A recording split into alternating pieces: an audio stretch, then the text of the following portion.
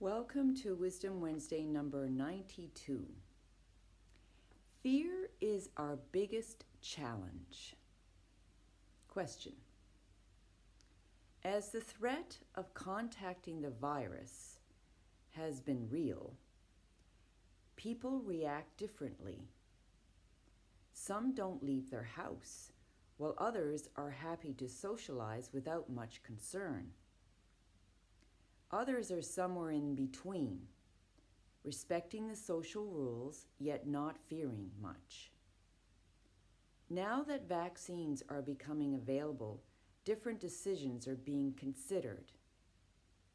I feel that fear is running most people, but I don't understand why it's playing out this way. What is the yoga perspective? All right, so the yoga perspective of what we're dealing with here in terms of what you're calling fear and people reacting differently and making different decisions and compiling or getting whatever information they have and then making decisions based on that information. The yoga perspective is that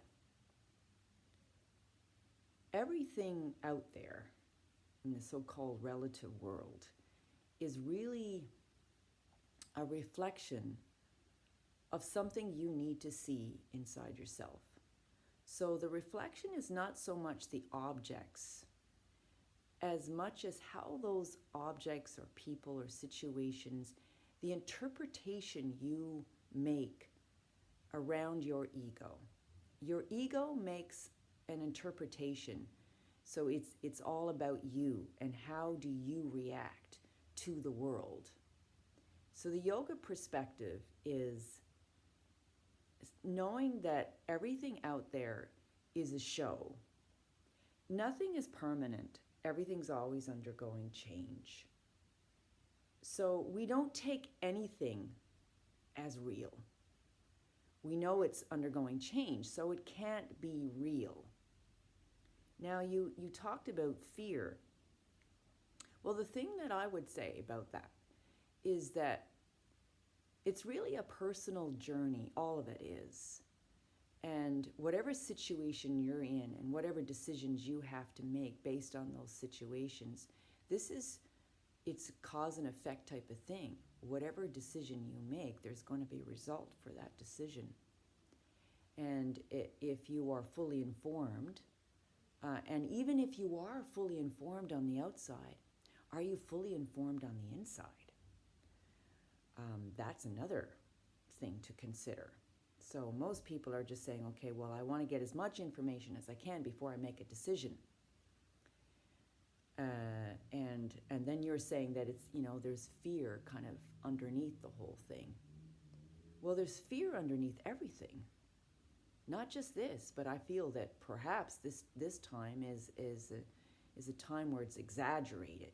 So it's an opportunity for people to see how they react to the virus and how it's showing up, and then they react to the vaccine and the masks. And how are you reacting to what's being presented to you? So it's really an individual, personal journey and decision that you have to make.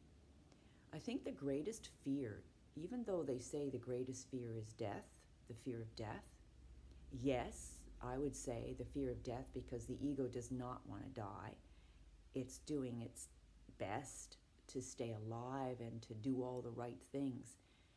But inside of that is the fear of what will others think of me.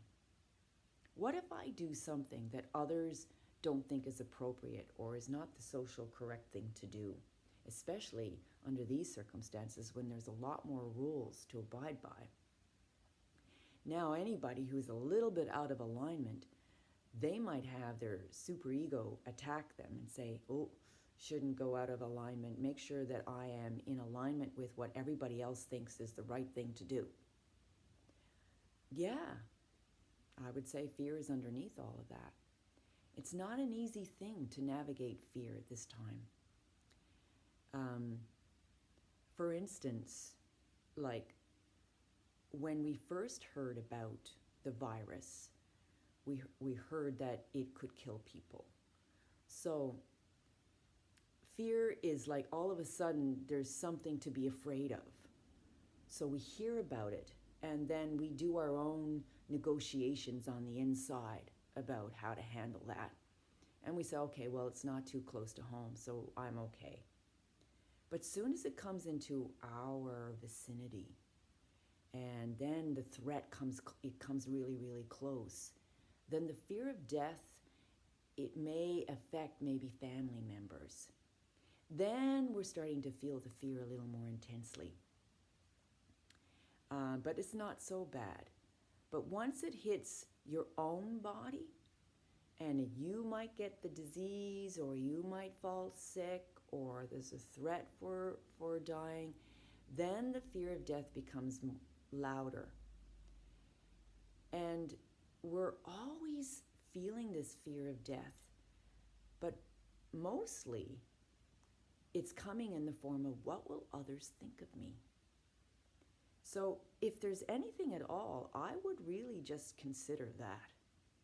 What would you do if you didn't have others in your head? What would you do for your health and your well-being? And you were informed a certain way? What would you consider to be the right thing to do if you did not have to consider what others think of you? That would probably it would probably turn out very differently. So the yoga perspective is, this is where we're challenged. We are challenged on the level of, how is fear running me right now by what I hear from the outside? And what is being threatened? My ego sense of what? My physical body or my identity, my idea of myself? How do others see me? This is a big consideration. And I think all the rest is just sort of an exaggeration of that. The fear of the virus, the fear of the vaccine, and what decisions I should make, and what's right, what's wrong, and so many decisions. But our work as yogis is to bring our attention to that which is free of fear. And what is free of fear? Entering into the state of oneness. In oneness is love. And with love, we connect. We don't worry about what others think of us. As the opposite happens. We give love and share love and understand and have compassion. So yeah, facing the demon is this thing called fear. But now I think it's coming up more in the form of, what will others think of me? So that's just something to consider. Our greatest challenge is fear. What will others think of me? Okay, that's it for today's Wisdom Wednesday. Bye for now.